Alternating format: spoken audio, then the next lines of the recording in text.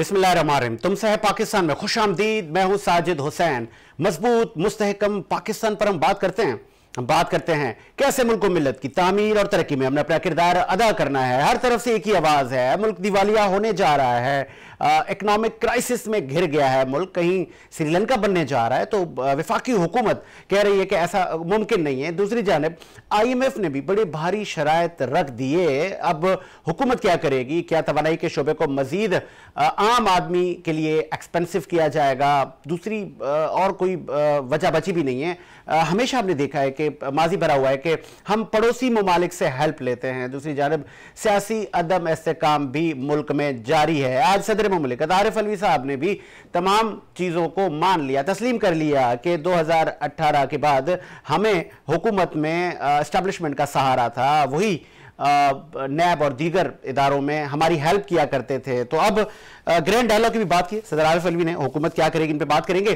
Business community भी बड़ी परेशान है। साल चेंज होने को आ गया लेकिन हुकूमत की तरफ से कोई मुआशी पॉलिसी सामने नहीं आई। ऑटो इंडस्ट्री से लेके टेक्सटाइल इंडस्ट्री, कंस्ट्रक्शन इंडस्ट्री से लेके तमाम ही शोबाजात मुतासिर हो रहे हैं। क्या वाकई इलेक्शन का टाइम अब करीब आ चुका है? इलेक्शन हो जाने चाहिए ताकि अनसर्टेनिटी खत्म हो। क्या वाकई इमरान खान साहब के मौकिफ की जीत हो रही है? इस वक्त मैं ज्वाइन किया टेलीफोन लाइन पर, आप इकोनॉमिक एक्सपर्ट हैं और टेक्सटाइल इंडस्ट्री से आपका गहरा ताल्लुक है, आबिद मजीद मरकजी साहब ने ज्वाइन किया है। आबिद साहब खुश आमदीद कहेंगे शो में। अस्सलाम वालेकुम साजिद भाई, कैसे हैं? खैरियत से हैं आप? जी बिल्कुल ठीक है। आबिद मजीद साहब, टेक्सटाइल इंडस्ट्री से आपका बड़ा देरीना ताल्लुक है, 50 साल से ज्यादा का आपको अरसा हो गया, बड़ी लेगेसी है आपकी इस इंडस्ट्री से। आप बताएंगे क्या पहले भी कई अदवार आप लोगों ने देखे, इकोनॉमिक क्राइसिस देखे, बड़े बुरे हालात से ये मुल्क गुजरा है लेकिन हमेशा हम क्राइसिस से निकले हैं। इस बार क्या प्रॉब्लम्स हैं आपकी टेक्सटाइल इंडस्ट्री की? साजिद भाई, सबसे पहले तो मैं आपको बहुत बहुत शुक्रिया अदा करता हूं कि आपने इस तरह मदद किया मुझे।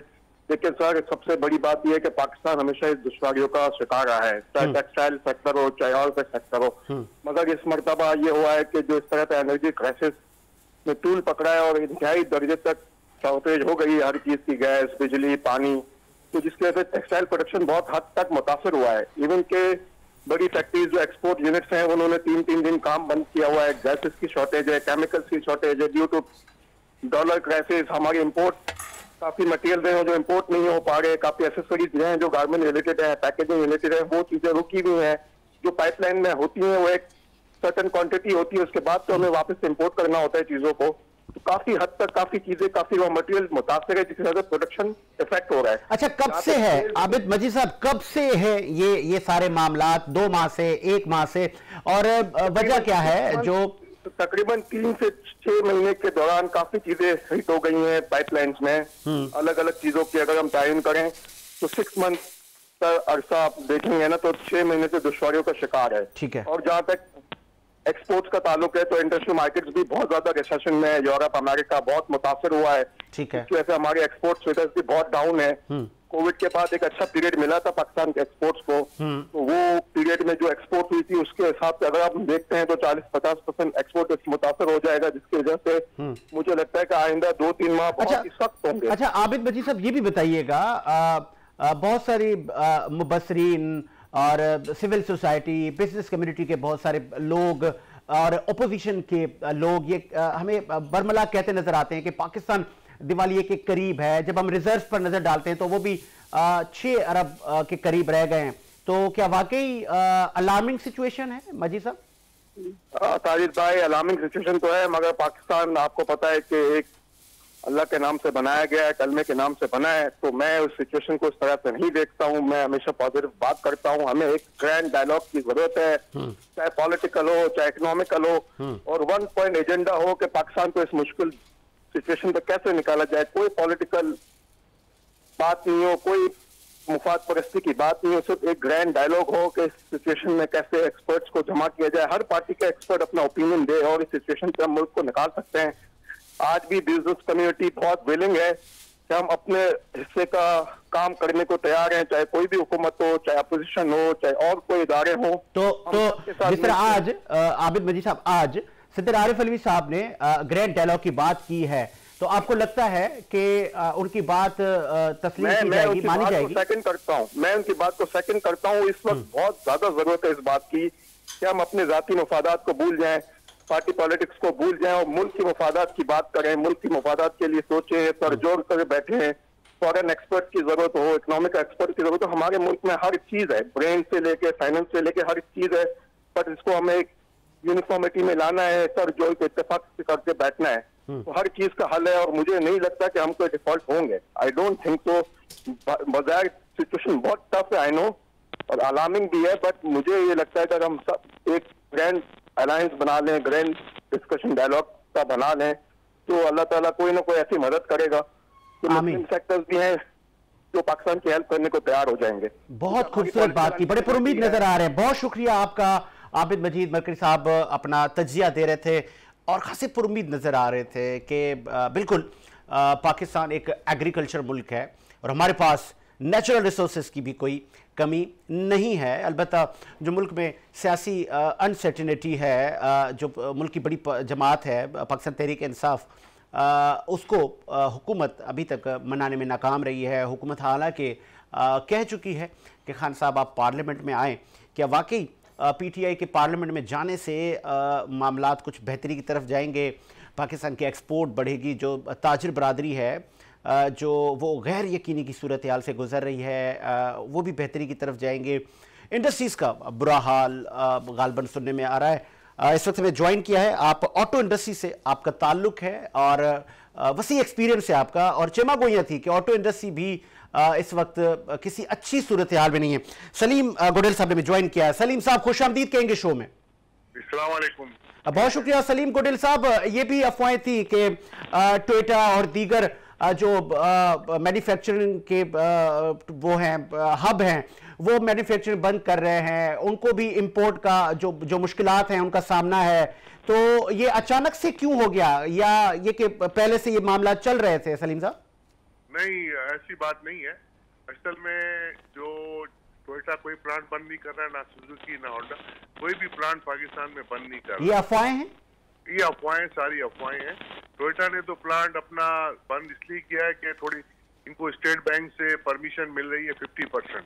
जो इनकी प्रोडक्शन थी तकरीबन कोई 6,000 गाड़ियां, आपको 3,000 की इनको परमिशन मिल रही है। और यहाँ डिमांड भी कम हो गई है, इसलिए गाड़ियां महंगी हो गई है, करेंसी हमारी डिवैल्यू हो गई है, जैपनीज करेंसी स्ट्रांग हो गई है, तो डिमांड भी कम हो गई है। तो ऐसा नहीं है कि कोई प्लांट बंद कर रहा है। तो आप लोगों की, आप सॉरी फॉर इंटरप्ट, आप लोगों की तरफ से कोई तरदीद चलाई गई कि इस तरह की अफवाहें न फैलाई जाए, कंपनी के गुडविल को खराब न किया जाए, मुल्क में अफरा तफरी न फैलाई जाए? नहीं, ये तो हमने सबको बताया गया है कि भाई कोई ऐसा, सब गलत न्यूज, अफवाहें बहुत ज्यादा हैं। अलबत्ता एलसी में थोड़ा प्रॉब्लम है, लेकिन डिमांड भी कम हो गई है। तो इस वक्त गाड़ी अवेलेबल है बगैर ओन पे। हर गाड़ी आप जाए टोयोटा की डीलरशिप पे, आपको बगैर ओन पे का, बल्कि जो कंट्रोल प्राइस उससे कम में मिल रही है। अवेलेबिलिटी मौजूद है हर जगह पे इस वक्त गाड़ियों की, कोई ऐसा प्रॉब्लम नहीं। अफवाहें बहुत है, न्यूज़पेपर में इधर उधर अफवाहें बहुत उड़ रही है ना, ये गलत अफवाहें। गाड़ी अवेलेबल है, हर किस्म की गाड़ी अवेलेबल है, बल्कि जो उनकी प्राइस है उससे कम में मिल रही। बहुत अच्छी खूबसूरत बात की आपने। अच्छा ये भी बताइएगा, चूंकि आपका सारा काम एक्सपोर्ट पर है, तो ये चेमा गोइया है, अफवाहें फैलाई, कहें कि अफवाहें फैलाई जा रही हैं, हालांकि रिजर्व तो कम है, ये तो एक रियलिटी है। तो ये आपको लगता है कि वाकई हम दिवालिया की तरफ जा रहे हैं? नहीं, ऐसी कोई बात नहीं, अल्लाह ना करे, इंशाल्लाह पाकिस्तान मजबूत है। हम सब माशाल्लाह अगर पॉजिटिव हो जाए, हर आदमी पॉजिटिव हो जाए, तो ऐसे नौबत नहीं आएगी पाकिस्तान की दिवाली।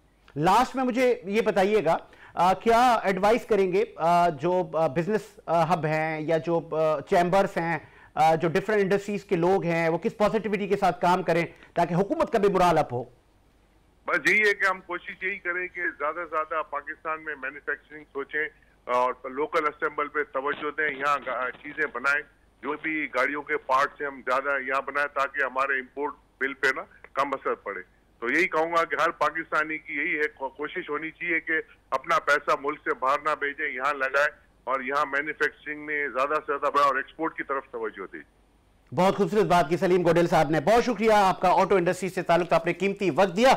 हुकूमती मौक़िफ़ भी जान लेते हैं। हुकूमत पर भी सीनियर पाकिस्तान के सहाफ़ी हैं हामिद मीर साहब ने, उन्होंने भी बड़े इल्ज़ामात लगाए। उन्होंने कहा है कि आप लोग भी सिलेक्ट होने जा रहे थे, अलबत्ता शहबाज शरीफ साहब ने मना कर दिया और फिर जनरल बाजवा साहब को, इमरान खान साहब को आगे लाना पड़ा और ऑडियो और वीडियोस को अब रुक जाना चाहिए। आज इमरान खान तो कल फिर आप, तो तवज्जो देनी चाहिए मुल्क की मईशत पर, आम आदमी के मसाइल पर। वो कितना हुकूमत दे रही है, हुकूमती मौक़िफ़ भी हम जान लेंगे। बिजनेस कम्युनिटी तो काफ़ी पुरुमीद नज़र आई। इखलाक हाशमी साहब ने ज्वाइन किया है, आपका ताल्लुक पीएम अलायंस से है, हुकूमती मौक़िफ़ को आप बताएंगे, नैरेटिव देंगे, हुकूमत क्या सोच रही है। सैयद इखलाक हाशमी साहब खुश आमदीद कहेंगे शो में। जी खुश आमदीद। हाशमी साहब, सबसे पहले आज हामिद मीर साहब ने एक इल्ज़ाम कहें या कि माजी के किस्से कहानियां फिर से खोल दी हैं। शहबाज शरीफ साहब का उन्होंने नाम लिया कि वो सिलेक्ट होने जा रहे थे 2018 में, अलबत्ता उन्होंने मना कर दिया, फिर खान साहब को लेकर आया गया। तो शहबाज शरीफ ने वाकई मना कर दिया था कि हाशमी साहब? नहीं, ये अगर हामिद मीर ने को बात की है तो मैं ये कहूंगा कि वो उस टाइम भी मियां नवाज शरीफ साहब लूली लंगड़ी हुकूमत नहीं लेना चाहते थे, और अब ये भी हामिद मीर साहब ने ये बात बता के साबित कर दिया है कि इमरान खान को फिर किस तरीके से लाया गया कि जो हम जो कहते थे, क्योंकि शहबाज शरीफ सिलेक्टेड वज़ीर आज़म नहीं बनना चाह रहे थे ना, उन्होंने फिर ये इमरान खान को सिलेक्टेड वज़ीर आज़म बना दिया जो ना ये। तो आज भी अगर शहबाज शरीफ वज़ीर आज़म बने हैं या आए, तरीके बात बकायदा पेश की गई है और हुकूमत जो एक कानून है उसके मुताबिक बनाई गई जो ना यहाँ पर, तो वो भी मुल्क की खातिर आए और मुल्क के साथ जो मैशे तबाह हो चुकी थी उसकी खातिर ही इन्होंने हुकूमत कबूल की है। वरना जितनी बदनामी हमारी हुई है या हम नून लीग का जितना वोट बैंक कम हुआ है, तो ये सिर्फ एक मुल्क के लिए किया गया है ना। तो हाशमी साहब, आज सदर मुमलिकत आरिफ अलवी साहब ने तो तस्लीम कर दिया ना, आज तो उन्होंने तमाम चीजें तस्लीम कर दी कि वाकई बातों को बात नहीं रहती ना। हाँ, बातों को बात रहती नहीं है। तो अब उन्होंने फिर आपको दावत भी दिया ना सर कि अब ये ऑडियो वीडियो रुक जानी चाहिए, अब हमें बैठ जाना चाहिए। देखिए, मैं तो पहले भी कहता हूँ, आज भी कहता हूँ, क्योंकि मैं सबसे पहले पाकिस्तानी हूँ और पाकिस्तान का शहरी हूँ मैं, जो ना एक सियासी जमात से हटकर बात कर रहा हूँ मैं, कि आज मुल्क जिस दोराए पे खड़ा है ना, तो मेरे ख्याल से अब सियासतदानों को मैं अगर अकल के नाखून नहीं लिए और इकट्ठे नहीं हुए, तो मैं कहता हूँ कि फिर एक ऐसा कोई यहाँ पे तूफान आएगा कि जो इनसे संभलेगा नहीं। और अवाम इस टाइम जो इतनी परेशान है, ये महंगाई का आप आलम देख लें, तमाम चीजें आप देख लें कि वो बड़ी अवाम परेशान है। अच्छा, हालत ये है कि मैं तो अब ये कहूँगा कि मुल्क में इमरजेंसी नाफिज करके और तमाम वज़रा, तमाम MNA, तमाम सेनेटर, तमाम MPs या तो अपनी तनख्वाहें जो ना ये सरकारी खजाने में विड्रॉ करें या फिर ये जो ना अपने जो ना इन्हें घर भेज दिया जाए। इस मुल्क का सिर्फ और सिर्फ यही जो ना अब हाल रह गया है, ये खजाना हमारा जो जिस तरह से हम लोग ये दिवाली की तरफ बड़ी खूबसूरत बात कर रहे हैं सैयद इखलाक हाशमी साहब। आप ही के फॉरेन मिनिस्टर पे इल्जाम है कि 1 अरब 75 करोड़ रुपए लग गए उनके बाहर के दौरों पे। तो ये अब इन तमाम चीजों को मैं कहता हूँ छोड़ के मुल्क की मैशियत को बचाया जाए। और मैं कहता हूँ जो खरबों रुपए हम ये 75 काबीना हमारी जो है ये वज़रा या हमारी MNA MPs ये हमारे क्या कर रहे हैं, मुल्क के कौन सी मैशियत को मजबूत कर रहे हैं। तो ये तमाम लोग अमीर तरीन लोग हैं और अमीर आदमी के अलावा कोई भी ना MNA बन सकता है, ना MP बन सकता है, ना सेनेटर बन सकता है। जब 4-4, 5-5 करोड़ रुपए खर्च करके MNA बन सकते हैं, सेनेटर बन सकते हैं, तो अपनी तनख्वाही विड्रॉ करें, गवर्नमेंट के खजाने में ऐलान करें। आपकी हुकूमत तो आए दिन नए मुशीरों का इजाफा कर रही है। नहीं, देखें जिस तरह से बिलावल भुट्टो, जिस तरह से शहबाज शरीफ साहब अपना कोई खर्चा नहीं है करते गवर्नमेंट का, ना तनख्वाहें लेते हैं, तो इसी तरह इन तमाम MNAs वगैरह को भी पाकिस्तानी बनना चाहिए। इन्हें पाकिस्तान के लिए सोचना चाहिए, ना कि याशी करें, प्रोटोकॉल लें। इन्होंने, मैं कहता हूँ हमारा अरबों खरबों रुपए हमारा लग रहा है प्रोटोकॉल के ऊपर, अगर यही हमारे खजाने में वापस आ जाए तो मुल्क को मैशियत हमारी बिल्कुल सही हो जाएगी और हमारा मुल्क मजबूत हो जाएगा। मैं तो कहता हूँ तमाम कारकुनों को, तमाम सियासी कारकुनों को किसी भी पार्टी से ताल्लुक रखते हो, मैं कहता हूँ ये तहरीक शुरू करनी चाहिए कि हम जो है ना ये 2-4 महीने हमारे को बचे हैं और ये अगर हम ये काम कर बैठते हैं तो यकीन करें हमारा मुल्क मजबूत हो जाएगा, हमारी मैशियत मजबूत हो जाएगी और हम ये IMF के चंगल से जो आजाद हो जाएंगे। ये मैं तो ये बात करूंगा आज जो ना ये ठीक है, और ये हमें करना पड़ेगा ये। तो हाशमी साहब, साबिक वजीर आजम इमरान खान साहब कह रहे हैं कि अप्रैल और मई में मुझे इलेक्शन होते हुए नजर आ रहे हैं, तो उनको सही नजर आ रहा है? मुल्क जा रहा है तबाही की तरफ, मुल्क की मैशियत तबाह हो रही है। हमारे एग्जाम में मुझे बताएं, 7 बार जितनी मेहनत कर रहे हैं लेकिन ये लोगों को रोक रहे हैं कि बाहर से पैसा मत भेजें, बाहर के लोगों को रोक रहे हैं कि पैसा मत भेजें। तो मुझे बताएं ये मुल्क के साथ अच्छाई कर रहे हैं कि दुश्मनी कर रहे हैं मुल्क के साथ? ये अपने सिर्फ एक वज़ीर बनने के चक्कर में अब इतना कुछ आने के बाद भी मैं कहता हूँ कि नहीं गैरत हो तो ये लंदन चले जाएं या कहीं और चले जाएं जो ना ये। अब देखे ना हमारे अपना आरिफ अलवी साहब ने जो बातें की हैं या कुछ बातें सामने आ रही है, खुद कह रहे हैं, हम नहीं कह रहे कि नून लीग नहीं कह रही ना पीपल्स पार्टी कह रही है, ये सब कुछ खुद तस्लीम कर रहे हैं, सब कुछ ये बात मान रहे हैं। ये भी मान लिया कि जी मेरे पास हुकूमत थी, बराए नाम हुकूमत थी, नैब जो ना वो अपना बाजवा साहब चला रहे थे, फलां इदारे बाजवा साहब चला रहे थे। तो भाई फिर क्या आप वज़ीर-ए-आज़म क्यों बने थे? और अभी फिर इस मुल्क को आप वज़ीर-ए-आज़म बनने के बाद तबाही की तरफ लेकर जाएंगे, क्योंकि आइंदा बनने के लिए भी आपके पास टीम तो नहीं है।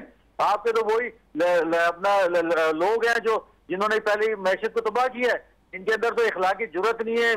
पीटीआई के अपना ये शाह महमूद कुरैशी हो या असद उमर हो, इतना कुछ सुनने के बाद भी ये लोग जो ना आज टीवी पर आकर ये बड़े बड़े बयान दे रहे हैं, ये फरूक हबीब हो या ये फवाद चौधरी हो, इन्हें गैरत नहीं है इन लोगों को कि मुल्क तबाही की तरफ जा रहा है। और आज भी ये बातें करते हैं कि इलेक्शन कैसे कराएंगे? बताएं, मुल्क के अंदर खजाना खाली है, कैसे आप इलेक्शन कराए? तो फिर इलेक्शन अगर आप इलेक्शन नहीं करवा रहे, और ठीक है आप सही कह रहे हैं कि इस वक्त अनसर्टेनिटी है, इलेक्शन को आप डिले करना चाह रहे हैं, आपको ऐसा लग रहा है, तो वो आपसे जो मुआशी मामलात हैं वो भी तो नहीं संभाले जा रहे ना हाशमी साहब? भाई माशी मामला हम कैसे संभालेंगे? मुझे बताएं। मैं कहता हूं कि मुल्क के अखराजात आप कम करें ना, इन वज़रा के अखराजात कम करें, MP MNA के अखराजात कम करें। ये टिकट भी पाकिस्तान की टैक्स पेयर्स आवाम से लेते हैं, ये अपना जो है टेलीफोन का बिल भी हमारे बिलों से भरते हैं। ये जितनी अयाशी बैरोक्रेट और ये लोग कर रहे हैं, तो यार ये अपनी अयाशी खत्म कर देना मुल्क के लिए। तो आपको इस वक्त पूरी दुनिया सुन रही है, आपकी हुकूमत है, आप बबांगे दहल कहें कि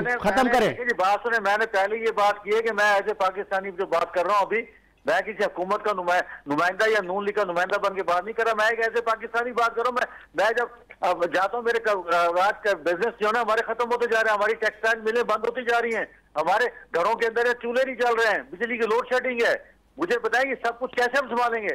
यार कोई तरीका तो हमें बताया ना कोई। यार ये सिर्फ जो ना प्रोटोकॉल लेकर घूमते रहे गाड़ियों में। खान साहब आपको तरीका बता रहे हैं, इलेक्शन करवा दें। आज मुझे बताया अफगानिस्तान हमें आंखें दिखा रहा है, आज अफगानिस्तान हमें आंखें दिखा रहा है, हमारे मुल्क में दोबारा से दहशतगर्दी जन्म ले रही है जो ना ये। तो अब आप किस तरह से मुल्क को संभालेंगे मुझे बता दें आप। तो खान साहब कह रहे हैं आपसे नहीं चल रहा, आप इलेक्शन करवाएं।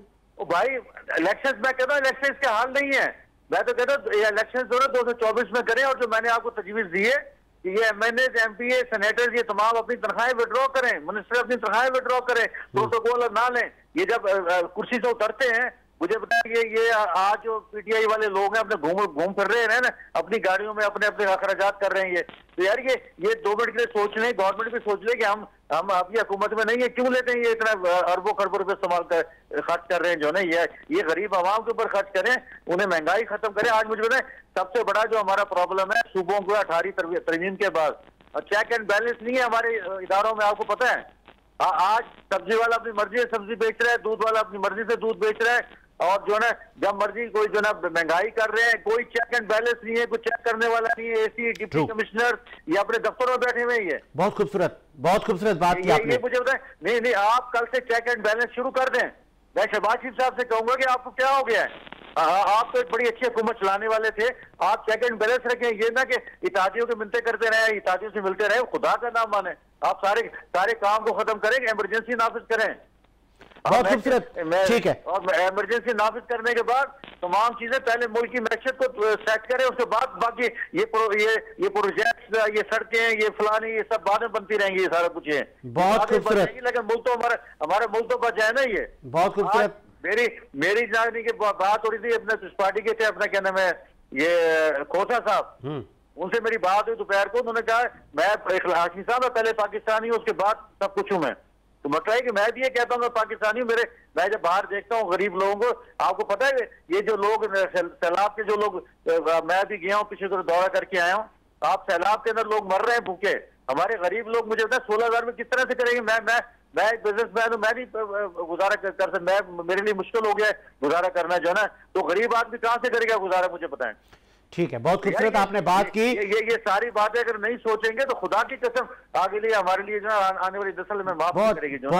बहुत खूबसूरत बात की कि खादिम आला बने और शहबाज स्पीड दिखाएं। बहुत शुक्रिया आपका सैयद इखलाक हाशमी साहब, आपने नून लीग का मौक़िफ़ दिया और ख़ासे अफसरदा नज़र आए, गमगीन नज़र आए, मुल्क से मोहब्बत उन पर अया हो रही थी कि हम तमाम मरातें हमारी हुकूमत को छोड़ देनी चाहिए और मुल्क में इस वक्त कहें कि अजनास की किल्लत और महंगाई को रोकने के लिए कुछ एमरजेंसी प्लान किए जाएं, उनका ये कहना था।